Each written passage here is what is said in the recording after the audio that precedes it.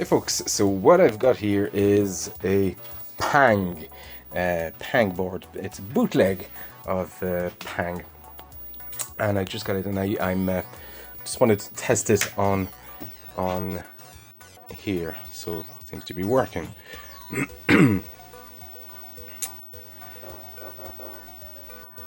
That's so cool. So I'm. Do we have a small? Let me reset that. Small little glitch. There's something blinking here. There you go. It's blinking at the same time as the insert coin.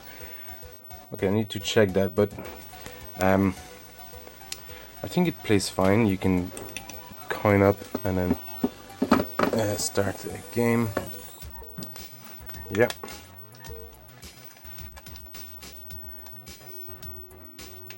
It's all playing fine, and then the button, yeah, there you go. The game is playing fine. So I'm gonna put that in as part of the Double Dragon cab. I'm seeing some small movement here. I'm not sure what it's due to. It could be in need of new cabs, although they don't seem damaged. I don't see any problem with it. Oh, I've just lost sound.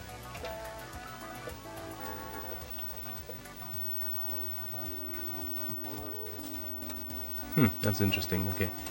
I'm not sure what these do. I'll have to tinker with it. Oh, it's because I actually... Yeah. Connector isn't great. I might have to reflow then. That was just a lost contact from...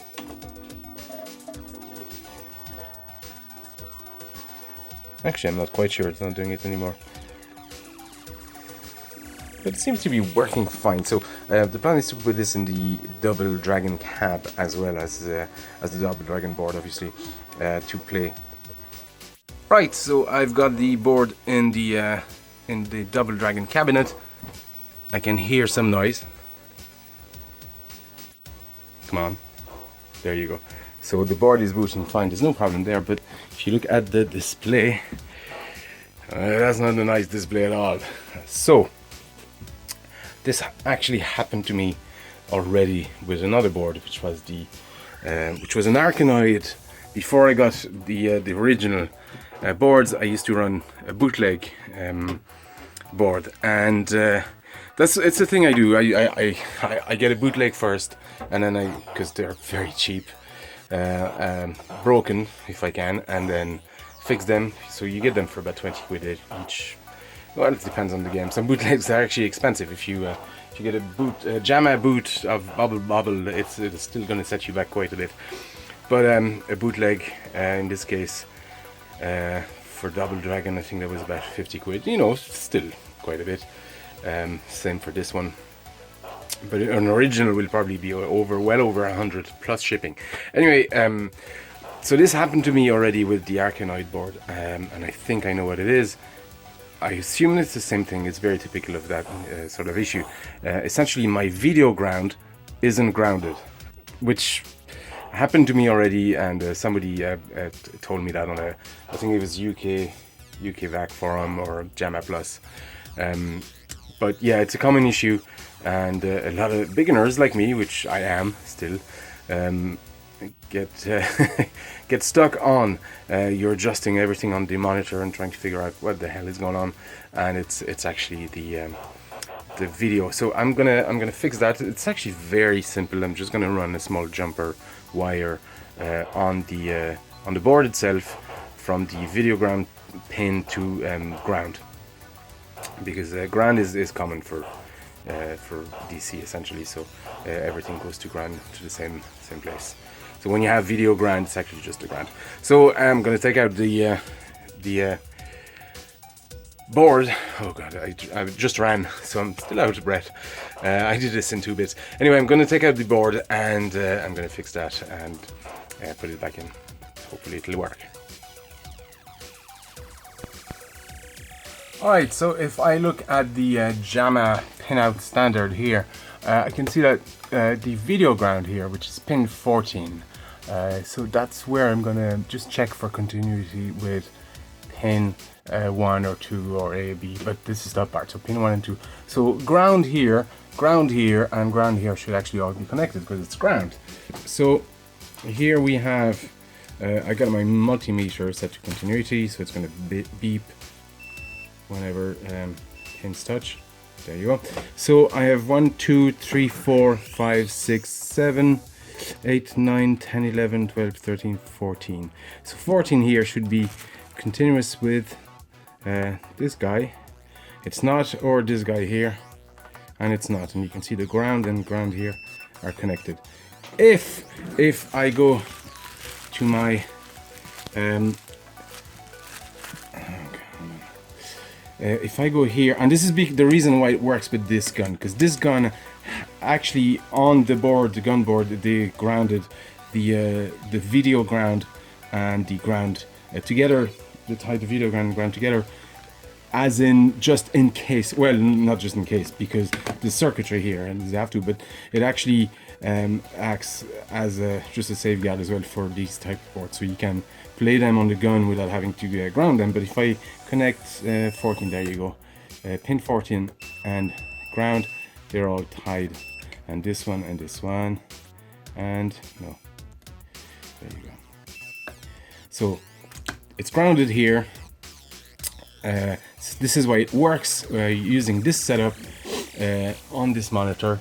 I actually had loads of interference on this LCD one. I just tested it as well, and I think it's because the ground, well, actually no, it doesn't quite make sense, but it could be because the ground isn't sorted properly here.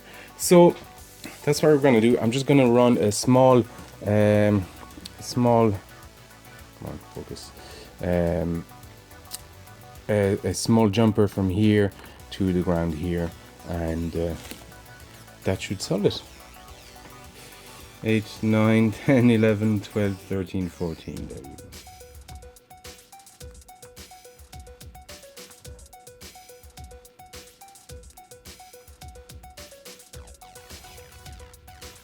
There you go.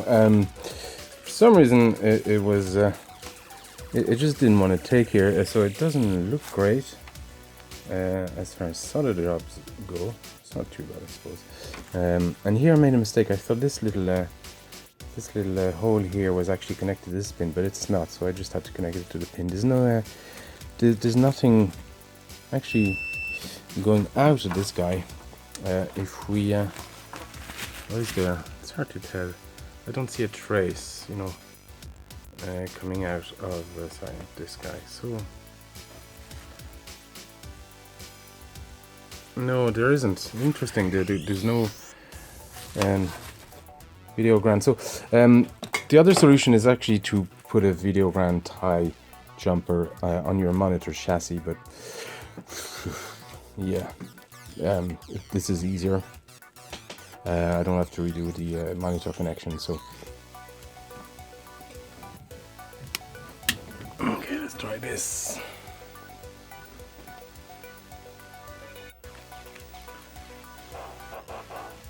There you go. So I still, wow. Yeah, there's something off with that. Oh, that's really interesting. Yeah, there's some signal corruption on the board. Yeah, that's really interesting. I don't know if you can see that. Yeah, I think you can. See that wobbling in the image? You do get that sort of very bad wobble in the picture. Although it's not as noticeable on the camera, but it's yeah, I'm actually getting used to it as well. So, but yeah, you can actually see it here. There you go. A lot of interference on the video signal, it seems. Anyway, I'm gonna put this back on the test bench and then see if I can find anything on the video signal. The weird thing is that I didn't see that in the other monitor. So could it be just a poor monitor signal? Because I did actually see some. See that that sort of fuzz in the color. That's actually something that I noticed before on the Double Dragon, so there could be something with the monitor anyway. And this is a much higher res, so yeah, I don't know. So I have the Pang board back on the test bench, and well, as you can see, there is none of that wobble in the picture, so the board is fine. I think what the problem is the monitor probably needs a recap, because that's quite a high resolution. Double Dragon is very low res. Mind you, I didn't see any of that with the R-Type 2, so I'm not sure, but yeah, the board is fine. So it's from the monitor. The problem is the monitor, which that's okay. I mean, I was going to recap it at some point anyway, so it just means that I won't put this board in the cab yet. Anyway, so that's the board fixed. As you know, it wasn't really broken, but that's at least that's that can go in any cab now. And there you go. It's a common problem. It's the sync, video sync, not being tied to the ground on the board. Anyway, thanks for watching, guys, and see you next time.